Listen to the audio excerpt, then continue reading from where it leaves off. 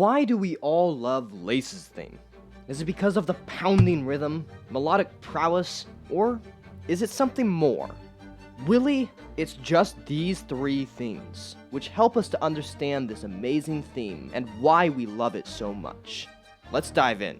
First, keeping your song consistent and varied. There are a select few consistent progressions that Mr. Larkin uses. These keep his piece cohesive. But why would he want to keep his harmony consistent? Isn't it good to vary your harmony so it's not sounding like a pop song? Well, I like to look at every aspect of music the same as a good melody. A consistent melody keeps the piece coherent. If your melody is constantly changing, the listener isn't going to be able to latch onto it whatsoever. But at the same time, we want to vary our melodies just enough so that they're not boring. After all, with a boring melody, we have a boring song. And with a boring song, we have no listeners. This balance is super important to get right, but so many people don't realize what the greats from history did. That it's not just the melody's consistency, it's the harmony, the rhythm, even the lyrics. It's a good perspective for every composer to have, I think. The most consistent progression is a 1 flat 6 to 5 progression. We hear this progression all over the place. Just take a listen to that by itself.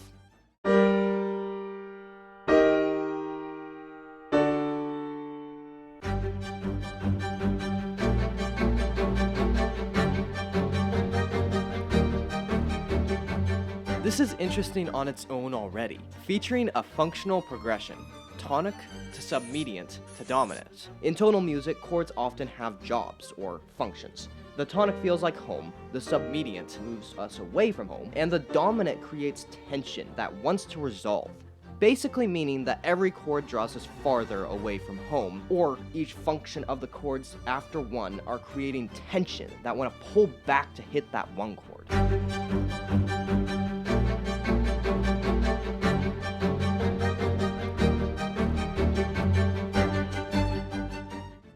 We can hear this progression most clearly in the E theme, where this rhythmically disorienting section comes in. But since the progression is clearly stated, it gives the disorientation a bit of clarity. Like, you're lost but you have a map.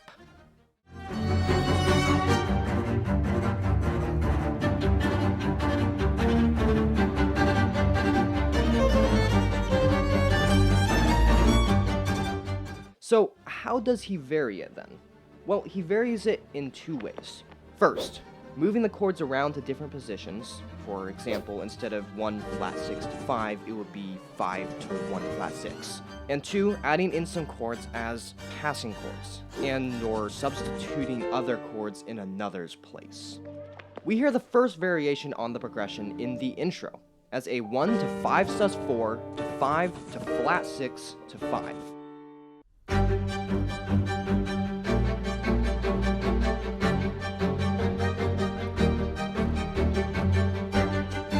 Hear how it's the same basic idea, just stretched?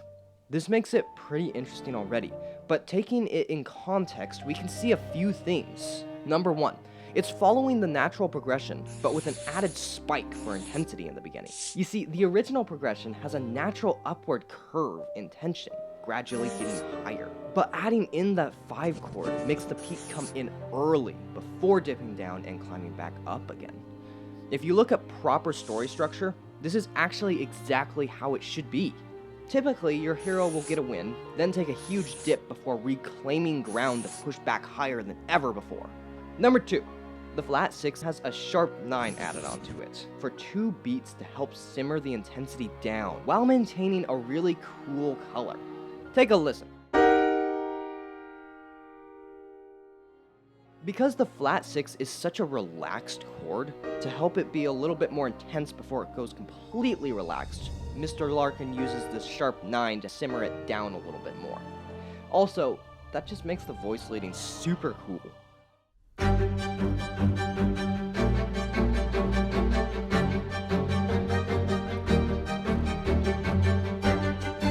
And number 3, what on earth is a sharp 9 doing in this piece? Well, it's simply to imply the harmonic minor scale. The raised ninth on the chord hits the corresponding note for the harmonic minor's distinctive sound. This is another thing that we'll see is kept pretty consistent for the entire piece. This movement, however, is super cool if you dive into the actual theory of it. The sharp 9 typically likes to resolve downward, but the reason that this sharp 9 appears in the first place is because of voice leading, which is simply the art of moving individual notes between chords as smoothly as possible. You see, it was the smoothest Mr. Larkin could get with the chords moving from a 5 to a flat 6. In the first transition, there are only a couple of notes that move from the 5 chord to the flat 6 chord, which gives that a bit of smoother movement. If he had moved all 3 notes, the voice leading would have sounded good, but not great. This is really where the genius of voice leading comes in, because with voice leading, you can create complex sounding chords that are serving their melodic purposes better than your typical pop progression. Number 4, probably the most notable thing, is the G pedal tone in the highest register and the mid-range of the chord. These pedal tones make the chords sound a little bit more stable as they're moving around a lot.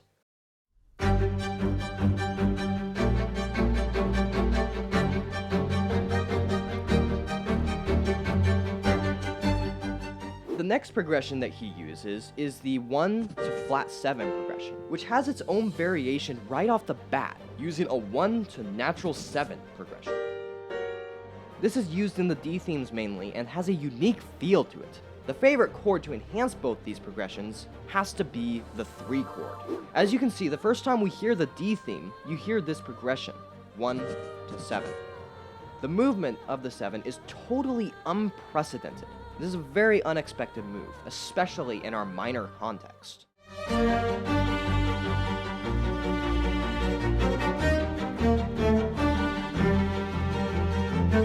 But the reason that this is done is because of the F sharp that is implying the harmonic minor that this piece is delving into. This keeps the piece consistent, which is why it's actually not as dramatic a change. Now you could also hear this chord as an augmented 5 chord. This view might be a little bit more logical, especially because the sound is more bright and open. That view is largely taken from the melody's held D note though. So I think the more logical assumption has to be the natural 7 because of the context of where it is and where it clashes against the flat 7 that we hear later in the piece. That just introduces a new color and acts as a secondary dominant to tonicize the chord in the next bar, which means to take a chord that is not the tonic and make it our new temporary tonic. Our new tonic is B flat major, the major 3 chord. You can really hear it as a temporary home or tonicization because it starts the phrase off.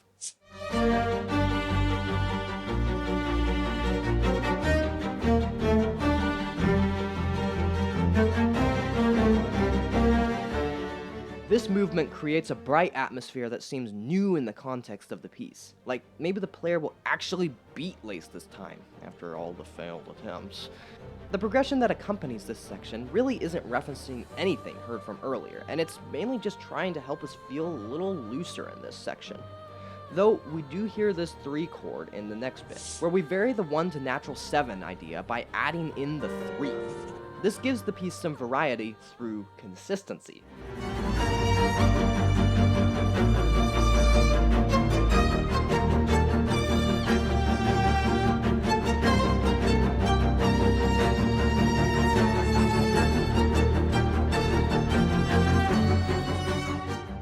Okay, let's look at the rhythm now, because that's another thing he uses to be consistently varied in a different context.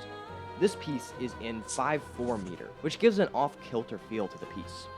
5/4 time is often associated with limping, which is kind of funny when you think about it in opposition to 4/4.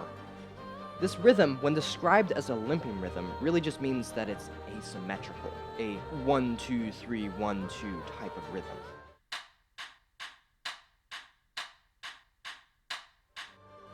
This is incomplete and either desires to lose one of those beats to complete its 1-2-3-4 pattern, or gain another one, 1-2-3-1-2-3.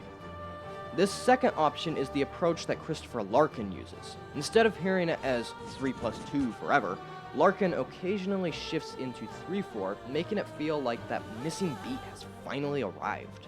The 5/4 meter features a rhythm which I'm calling the sandwich rhythm. 2 dotted quarter notes and 2 natural quarter notes. The 2 dotted notes are on the outside and the 2 quarter notes are on the inside. But why does he choose this rhythm and not the typical rhythm of 2 dotted notes at the beginning of a bar, then 2 natural quarter notes at the end? Well, I think he was going for some sort of polyrhythm. Because if you listen closely, he does have that rhythm accented in the viola line. It just gets drowned out because the cello is so much more powerful than the viola.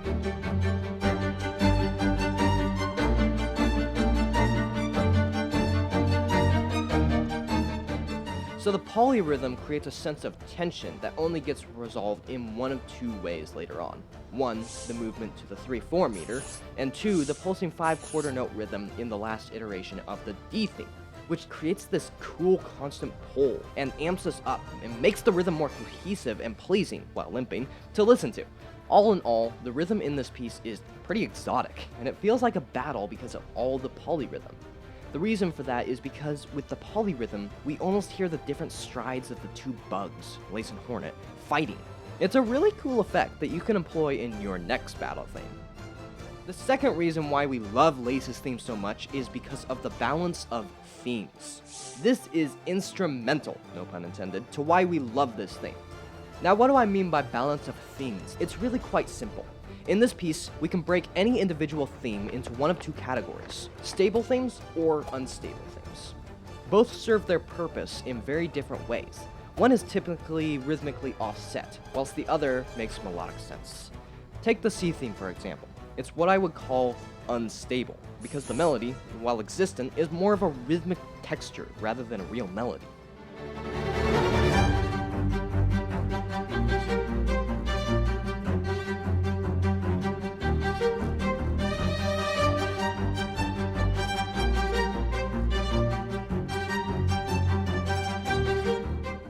That's an unstable theme.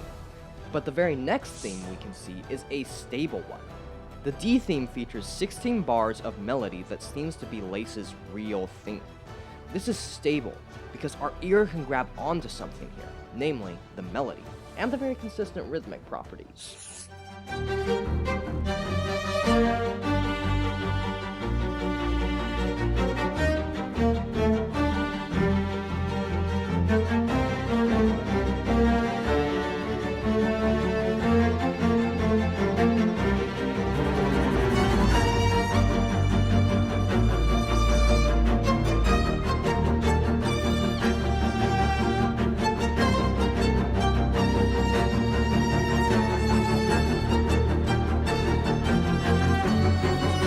But how do we balance the 2?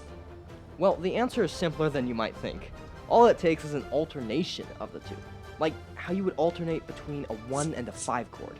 1 is coherent, stable, and makes sense. 5 is tense and has a gravitational pull. Understanding the relationship between chords is how you will understand the relationship between the melodic phrases. Now, the third thing that makes us love Lace's theme so much has to be the counterpoint. Counterpoint is one of those things I think has so much potential if a composer is able to use it right. But alas, not all of us are named J.S. Bach. However, some composers do really land that sweet spot on contrapuntal writing, and it makes it sound so good. There are 2 spots in the piece that are explicitly polyphonic. In the B theme, there is a sort of column response idea that meets together at the end.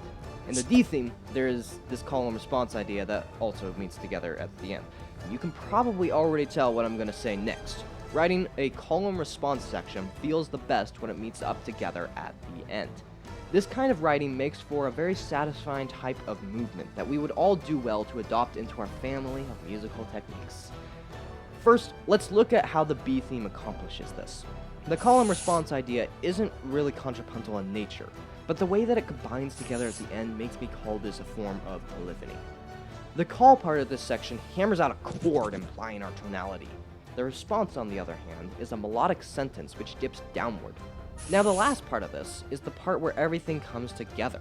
The bass line, which accompanies the descending line, and the hammered chords. All the instruments that were playing these things come together for this sick run that implies something of a 5 chord.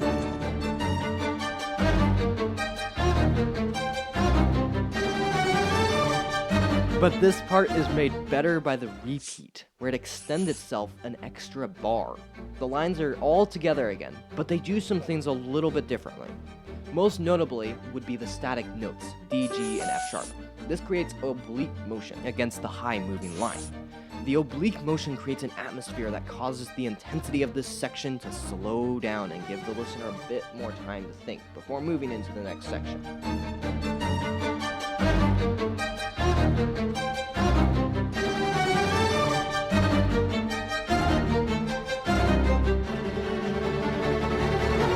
But wait, this is made even better at the end where it totally surprises us with an extra 8 bars of content, again featuring the same type of oblique motion, and raising intensity with the harmony, which moves in so many different ways. First, with our familiar 5 chord, then to a flat 6 diminished chord, which just oozes with dissonance. Then we move to the 4 chord, which gives us a bit of an idea where we're going next, because 4 typically likes to move to 5. But we still get surprised because the 5 is a minor 5 chord instead of the major one that plagues the entire piece.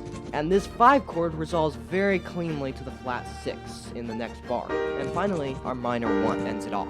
You might recognize this progression as our original progression, 1 to flat 6 to 5, just substituted with 1 in 5's place and 5 in 1's place. This is our original progression. This all ends off with a cool run and a bunch more hammered notes that finish the piece off.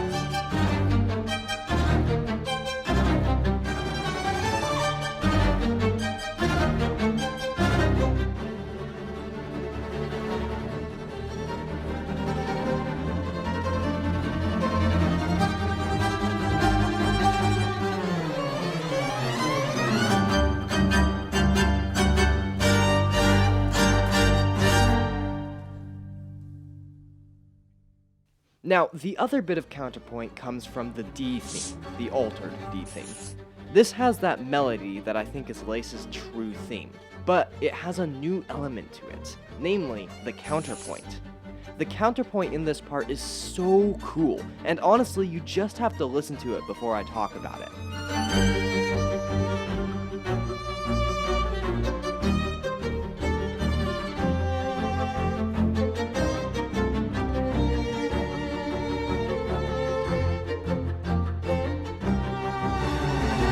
This part, as you can see, has these fun little fast-paced embellishments whenever the main melody comes to a held note. The embellishments imbue this with an urgency, but after that urgency is through, we get this gorgeous counterpoint that is in a 1-to-1 ratio. We hear so many sixths and thirds, and it's just all so lovely. Take a listen.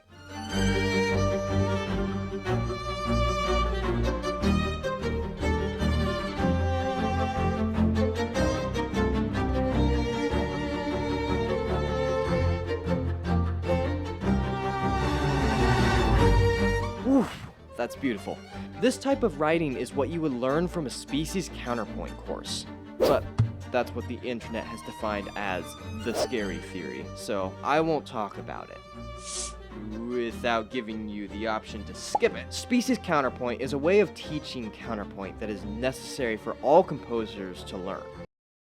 If you've never heard a thing about it, like, seriously, dude, go check it out. In it, you'll learn 5 different types, or species, of counterpoint. The first of which we'll talk about to better understand this piece. First species is the simplest form of counterpoint. As I mentioned earlier, it's in the 1-to-1 ratio. Without it, you don't have first species. The other thing about first species is that, as much as possible, you should use thirds, sixths, and any perfect intervals, such as fifths or octaves. Though the way I learned, I was also allowed to use tenths.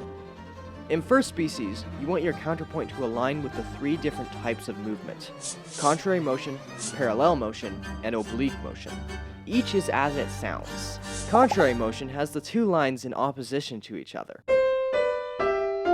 Parallel motion has the 2 lines moving in tandem with each other. And oblique motion has 1 line being completely static, whilst the other moves. These 3 are essential to not just first species, but all species of counterpoint. And really, it's all quite fascinating. Like, why is this scary? I don't get the internet. Anyway, we can look at this in the piece, and see these types of movements employed. The first thing you'll notice is the extensive use of parallel motion, which is often thought of as bad in Counterpoint, because it sticks the lines together like glue and makes the idea of polyphony deaden, but whatever. The use of contrary motion is also existent in this piece, and so is the use of oblique motion. And even though this isn't something that Bach would have written, probably, this is still a really cool use of polyphony. And I think that because the sixths have such an open and exotic sound, that they are the least sticky, nice sounding interval. So the polyphony isn't that bad, it's actually really good.